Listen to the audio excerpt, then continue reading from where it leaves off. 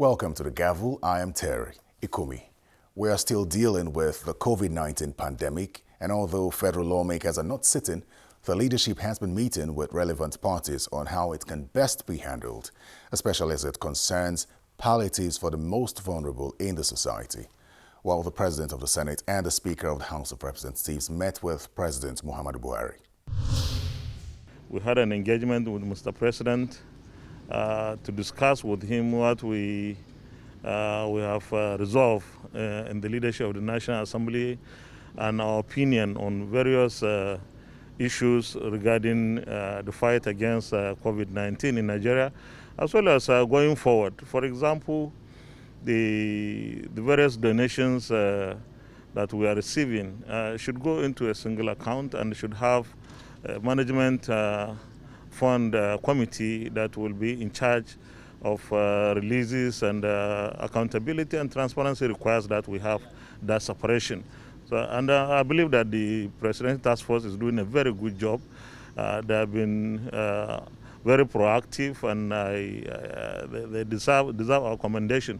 It is also an opportunity for us to commend Nigerians and corporate bodies that have given us donations, but we believe that there should be more coordination as far as the management of the funds donated are concerned.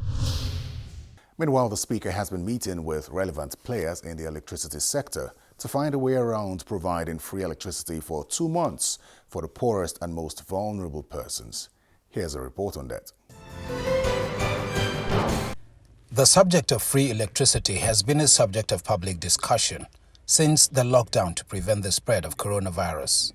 Many have been calling for free electricity, which they see as a palliative to help deal with the stay-at-home order of the federal government. The Speaker of the House of Representatives has been leading this conversation for at least 2 months of free electricity for vulnerable. It's very important that we know that we're here. One of such conversations held at the office of the Speaker and had in attendance the big players in the electricity sector and the GMD of the Nigeria National Petroleum Corporation. According to the Power Reform Act, NERIC was given additional responsibilities for setting up and administering a fund called Power Consumer Assistance Fund. The Speaker questioned how that fund could be utilized for free electricity to the vulnerable. There is an obligation to take from that fund to subsidize. In fact, the word that is used is subsidize in the law. To subsidize, and it describes the class of people you subsidize, the poor, vulnerable people in society. If you go by this act and the definition, that underprivileged that is speaking to subsidizing would mean that a portion of their rate will not be paid, but it will not be from 55 billion.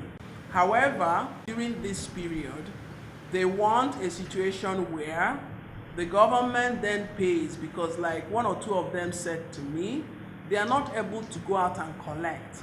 And remember, they are also predicating this on what they have heard in Ghana, heard in India. So those are two different things. As the meeting progressed, it became clear that for the vulnerable to get free electricity, someone else had to pay the cost. So when you say don't pay electricity bills for 2 months, you are literally saying somebody should carry this cost and this margin for 2 months. I think it's the best principle that we need to agree.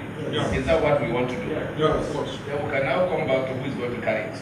And one of the Speaker, we cannot guarantee 24 hours power in this country. It's not possible within the field.